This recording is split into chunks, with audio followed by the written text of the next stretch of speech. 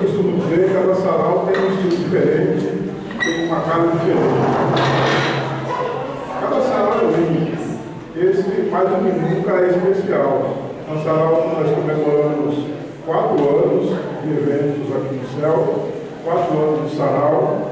Ontem foi dia 26 e comemoramos 7 anos da fundação da nossa editora, o Grupo Editorial dos Poetas e Escritores do Estado.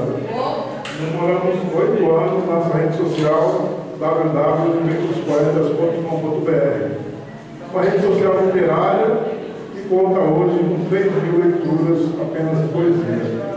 Um país que as pessoas dizem que não lê, não é curioso isso, né? Mas é muito bom estar aqui, muito bom receber cada um de vocês. Já falo um pouquinho dele.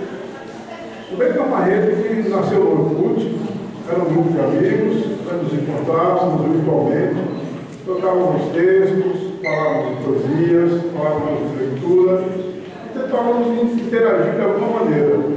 Mas essa interação só aconteceu de forma mais ampla quando foi possível criar a nossa rede social, que foi o www.poetas. A partir daí, a gente começamos a trabalhar com o livro físico, transformando em antologia os textos que eram publicados na rede. Foi a primeira antologia, segunda, terceira, quarta, quinta antologia. Aí nós paramos com as antologias dentro do Poetas, Beco dos Poetas, e começou as antologias temáticas. Hoje nós temos 80 livros editados. Um trabalho que começou colaborativamente, sem nenhum tipo de incentivo governamental, mas importante, foi o próprio autor que conseguiu financiar o seu próprio livro. Então, uma grande vitória. Então, representando o nosso catálogo, eu trouxe a quinta antologia.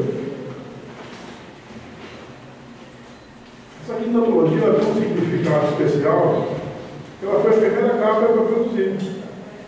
Essa flor, a flor bonita, a primeira, várias pessoas me perguntaram aonde eu consegui essa flor. Essa flor nasceu no fundo da minha casa. E eu tirei uma foto, a gente trabalhou a foto e acabou se tornando a primeira capa que eu produzi, a quinta antologia. E eu também coloquei um texto nessa quinta antologia, que foi o meu primeiro texto. É curioso isso, uma curiosidade que as pessoas me perguntam se eu sou poeta. Na verdade, eu sou contista. Eu tenho muito poucas poesias. E meu primeiro conto foi o Lembranças ao Vento.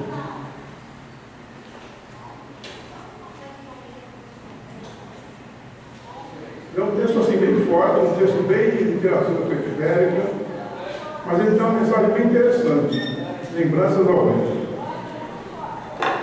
O arquivo velho, enferrujado, se abre com um som estridente. Lentamente, retiro uma pasta amarelada pelo tempo, que outrora teria sido branca, ironicamente a cor da paz. A pasta cai de minhas mãos, espalhando suas folhas pelo chão, e a atenção fica presa na fotografia caída. No impulso, apanho e rasgando-a em pedaços pequenos, vou em direção à janela grande, de grades grossas, jogando os pedaços amassados como uma última homenagem.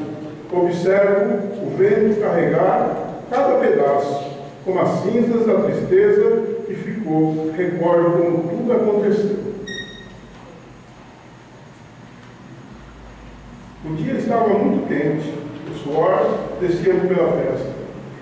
E as pingas na cabeça contribuíam muito para aumentar o calor.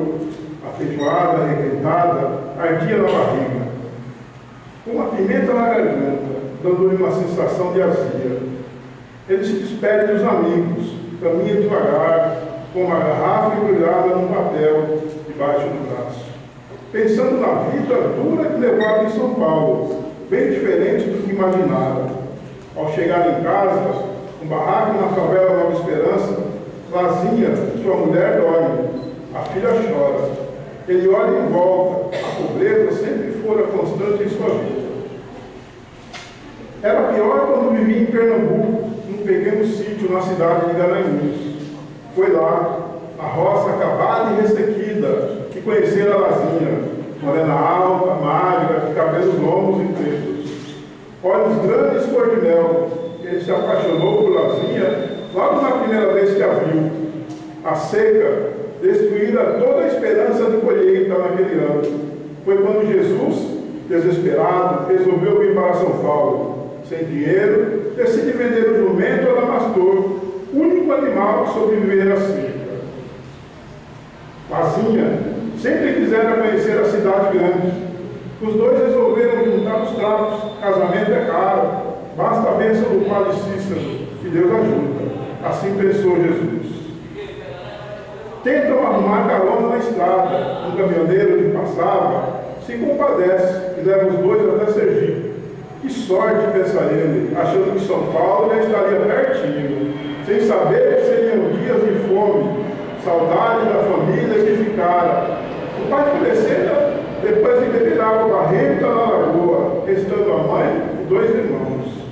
Sua mãe, Dona Sebastiana, já não conseguia enxergar como nos tempos de mocidade, devido à catarata, por isso preferiu ficar.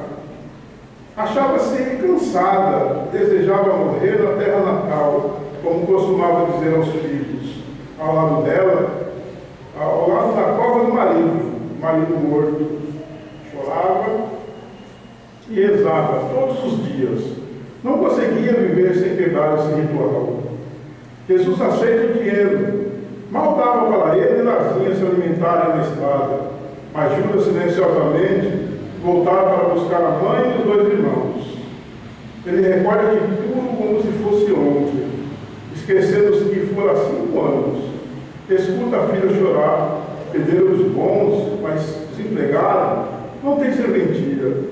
Queixa-se caminhando até a cama, deitado ao lado da filha, tenta acalmá-la. Lazinha acorda, tem de lavar roupa na casa de Dona Adelaide, no prédio perto da casa. A filha continua chorando. Ela vai aliviada. Jesus tinha chegado em casa. Ele cuida da menina. Pensa ela sossegada. Ana Carolina era a maior alegria de Jesus. Quando menino, sempre sonhara ter uma filha. A Macena Ana Carolina, sua felicidade foi tanta que chorou, como uma criança. Sempre ajudava a Lazinha a cuidar de Ana Carolina. Trocar fraldas, dar banho. Depois ficava horas com ela no colo, acariciando a cabecinha e cantando. Lazinha até sentia ciúmes algumas vezes. O dia passa, a tarde chega, trazendo Lazinha um pouco mais atrasada do que costume. Tomara que Jesus não tenha deixado a coitadinha sozinha e ido para o bar ajudar o compadre Joaquim. Quebrou a perna atendendo os fregueses. Preocupa-se, um cheiro forte de fezes para no ar. Lazinha pega a menina nervosa e vê que Jesus dorme no colo com uma garrafa vazia. Nem estranhou a menina estar gelada, pensando que era falta de roupas no canto da cabeceira da cama. A menina a mamadeira jazeda contribuída para o mau cheiro. Lazinha faz um gesto para apanhá-la, percebendo o sangue no lençol. Abraça assustada a menina, sente o pulmão e a coxa suja com sangue seco. A frieza no corpo, grita, cai desmaiada. Os vizinhos acordam sem entender o que acontece. Ao ver a menina caída e Lazinha chorando, desesperada, deduzem. Já viram muitas vezes a violência e conhecem suas marcas. Jesus é espancado até perder os sentidos, sem saber ao menos do que se passava até acordar no distrito policial. A celebridade. A televisão, que servia para a diversão, hoje exibe uma programação em que o Ibope sobe de acordo com o tamanho da tragédia. Não se perde tal cena, que com certeza delicia os telespectadores, que sadicamente se sentem melhor ao ver pessoas em situações piores que as suas. Hoje, o delegado titular será o autor principal. Grita, bate na mesa, o repórter incentiva. O que o senhor acha que acontecerá com ele? Bom, nossos homens farão tudo para protegê-lo. Mas como esse usurpador é odiado até pelos presos, só Deus sabe, respondeu Herodes. Que tipo de crime hediondo é comum aqui na região? Segue o repórter com a entrevista. Em todos os 5 anos em que sou policial, nunca vi tal barbaridade. Devo confessar que estou chocado.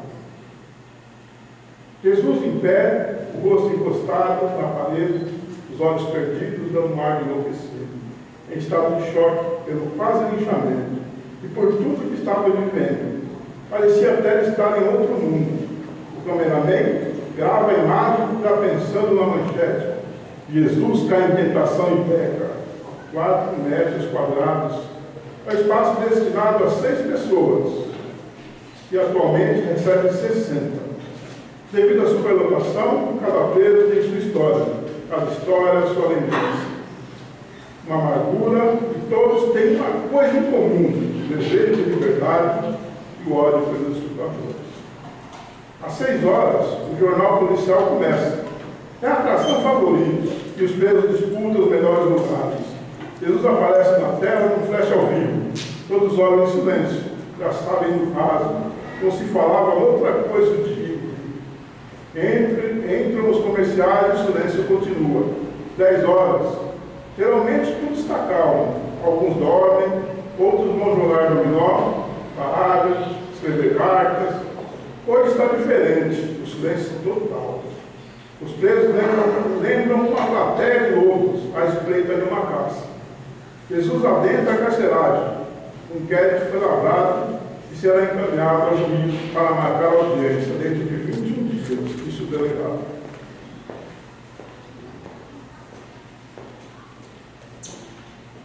Cara, justiça, coroa e justiça. Silêncio. Jesus caminha entre os impulsos, grita alguém. Todos riem, risos de maldade, de ameaça. O carcereiro conhece, mas concorda que o estuprador tem que ser punido. Pensa na filha pequena, e num acesso de raiva e exibicionismo, agride Jesus violentamente na barriga.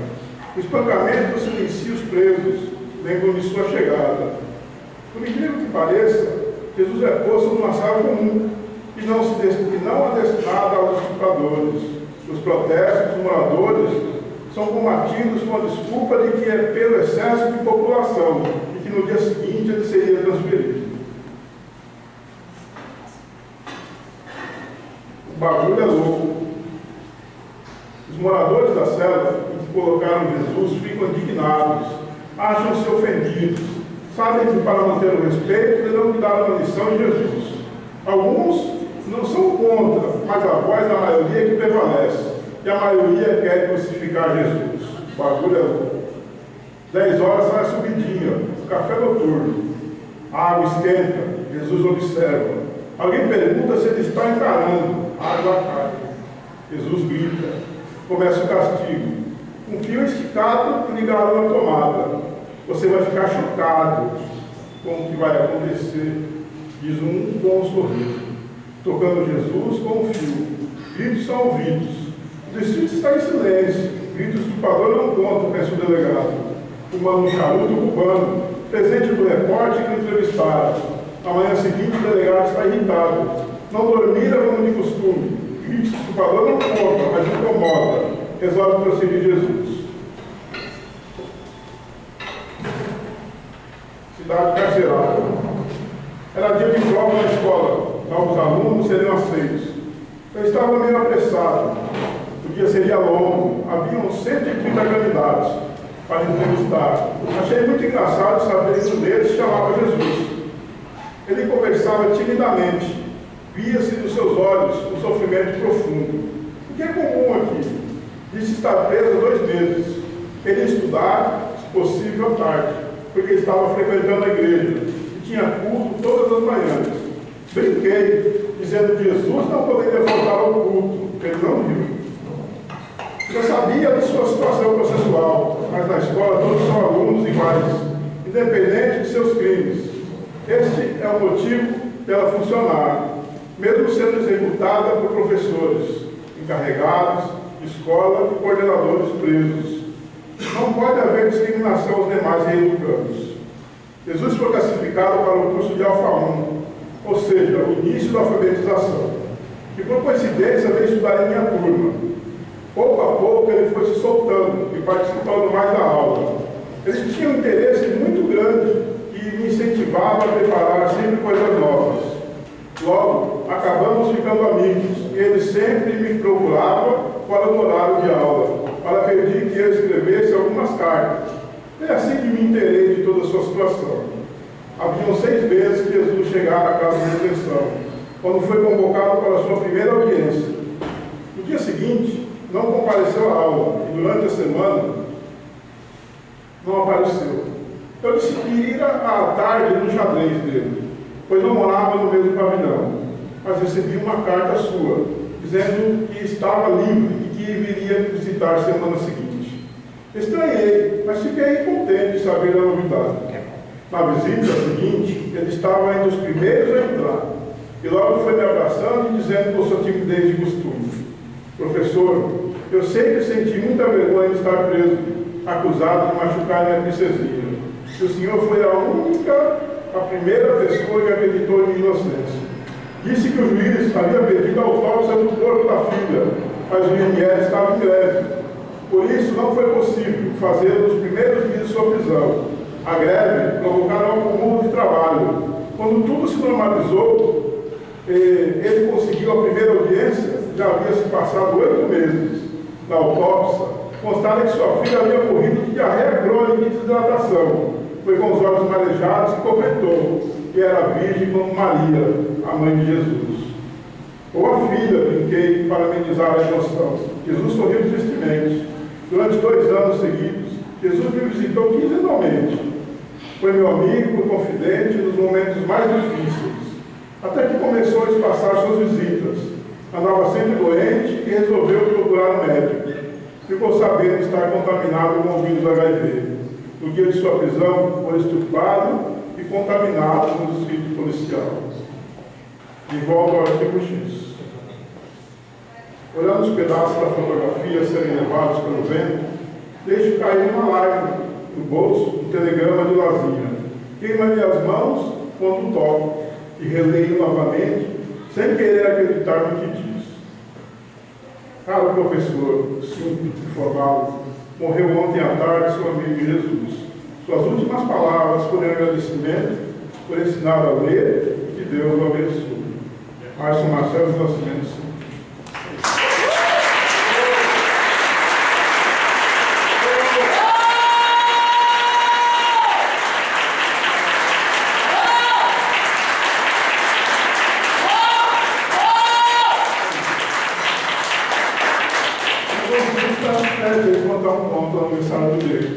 Esse foi o primeiro ponto, né? Eu tenho outros pontos, né?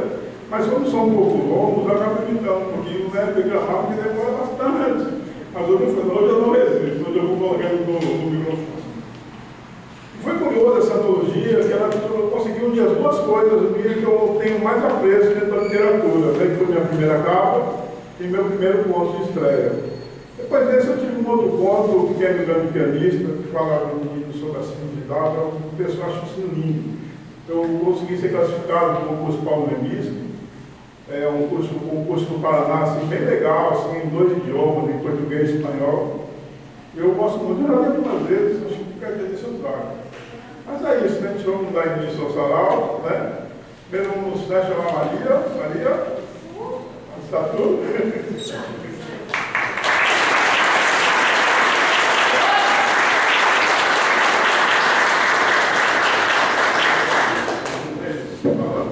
Bom dia, pessoal! Bom dia! Tem que ser um bom dia mais forte para vir no nascer frio, hein? Vamos lá? Bom dia! Muito bom! E aí, Márcio? Isso aí teve uma surpresa. Nós estamos implantando 2 formatos do sarau, né? O sarau matinal Bíblia dos Poetas, né? Um sarau que nasceu aqui. Ele nasceu através de um projeto, né? Um projeto que todo autor quer ser publicado. Então, nós entramos no Ministério da Cultura, fomos aprovados a captação de 56.700, né, pela Lei Rouanet. Não captamos nem um centavo, mas uma das ideias do projeto era manter uma oficina no espaço público. Há 4 anos atrás, nasceu o Sarau Matinal Bíblia dos Poetas desse projeto. Eu acho que, de tudo que esse projeto tinha oferecer, eu acho que o Sarau foi a melhor coisa e foi a única que deu certo, né? E seguiu com ele. Então, nós temos um sarau matinal Bíblia dos Poetas, temos um sarau novo que está sendo implantado em pontos de saraus, né? Que é pela nossa outra rede, www.saraus.com.br. Hoje é a primeira edição deles. Então, nós vamos apresentar hoje 2 sarais. Vai estar presente o sarau matinal Beco dos Poetas e o sarau Portas Abertas, que a Patrícia vai representar ali, por favor. Eu estou aqui capaz.